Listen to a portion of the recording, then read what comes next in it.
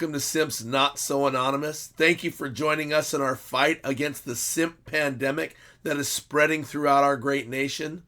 This highly infectious disease that is making men weak and our women less submissive, destroying our families and causing our communities to fall into chaos. Today's simp tale is not fiction. These stories are based on actual events of a simp simping. The names will be changed to protect the innocent, but let's learn together, let's build together, let's fix this problem together. Welcome back, my recovering simps. Get after it. You can fix it. The faster you start, the faster you realize you're a simp, the faster you can change it. The leading cause of divorce is marriage. That's a joke. I'm kidding. The number one is money. Finances. And I'm going to tell another hypothetical situation. And this wasn't about this simp. It was actually about this simp's father-in-law.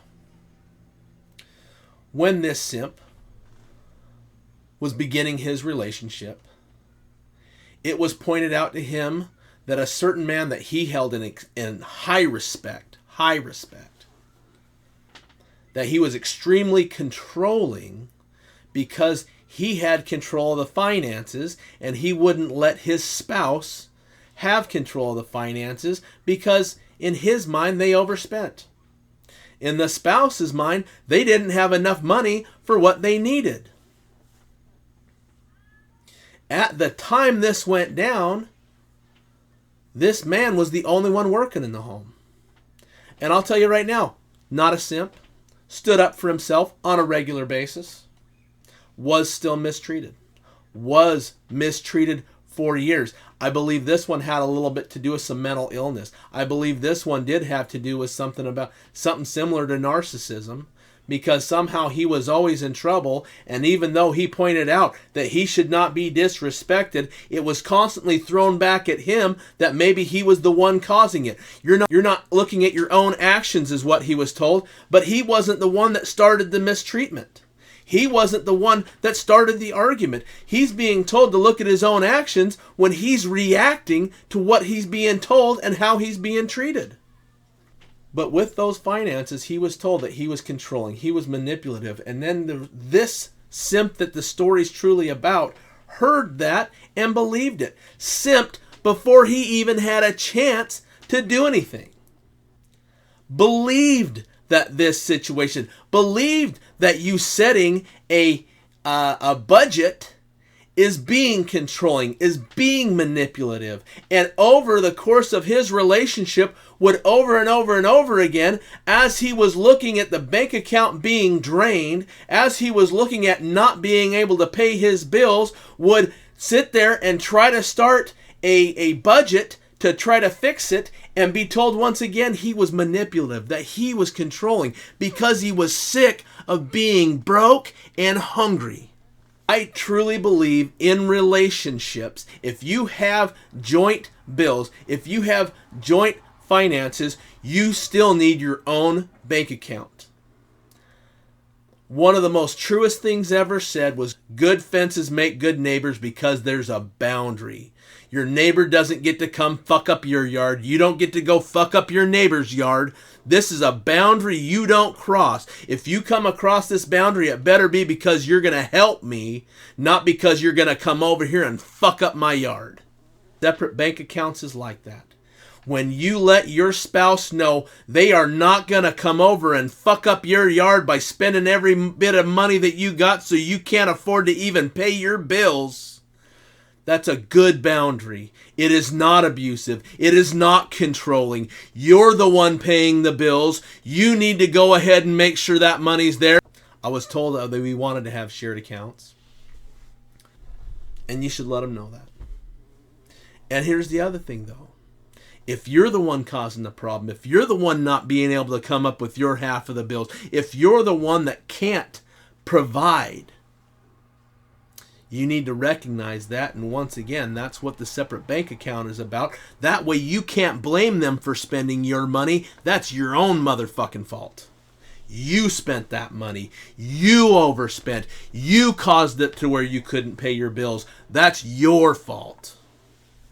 But you're not being manipulated. You're not being controlled. You're not being abused because they only had the money for their half the bills. They didn't have the money for all the bills because you overspent. That's not manipulation. That's called being a good steward of your finances. That is called being able to take care of your family, cut them the hell out. And I'm going to share a little story. A long time ago, as it came time to pay some bills and I didn't have the money, I didn't know what was going on. And so my dad, instead, was a CPA, looked at my accounts, was supposed to tell me what was going on, and he ran away. Did not want to tell me that the person I was sharing my account with had spent almost $4,000. Now, I don't know if that's a big amount of money to a lot of you out there, but at the time, that was probably double a month's bills, was $4,000 for me. And my dad didn't want to tell me because he was terrified of what that was going to do to my relationship. When I found out, I handled it well. I said, I need my own bank account. I separated finances and stuff like that. The funny thing is when I went to go talk to this person about it, I said, hey, I don't know what's going on with the money. I'm going to have my dad look at it.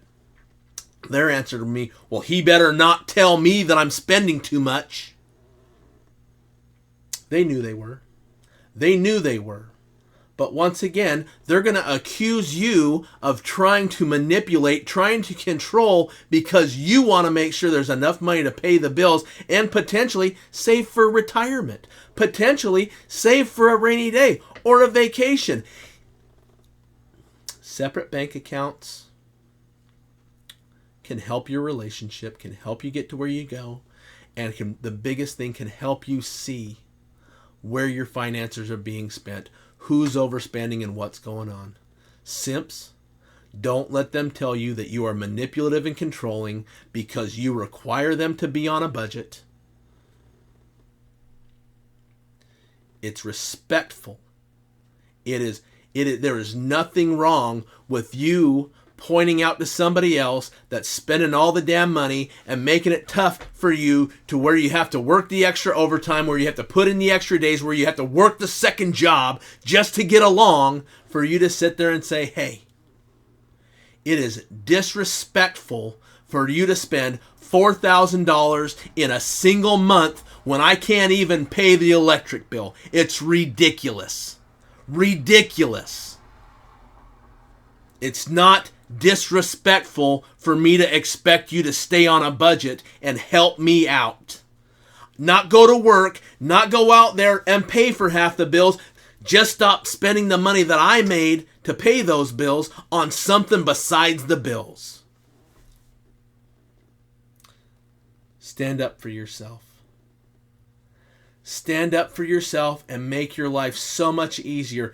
She will respect you, or you will leave. If you never get that respect, eventually you're going to leave. If today's story seems familiar to you, or you have a similar story, the bad news is you're a simp. The good news is being a simp is 100% curable. All you have to do is recognize that you have a problem and make the decision to change. I'd like to conclude today with the serenity prayer. God, grant me the serenity to accept the things I cannot change, the courage to change the things I can, and the wisdom to know the difference. Simps, toughen up. I'll see you on the next one.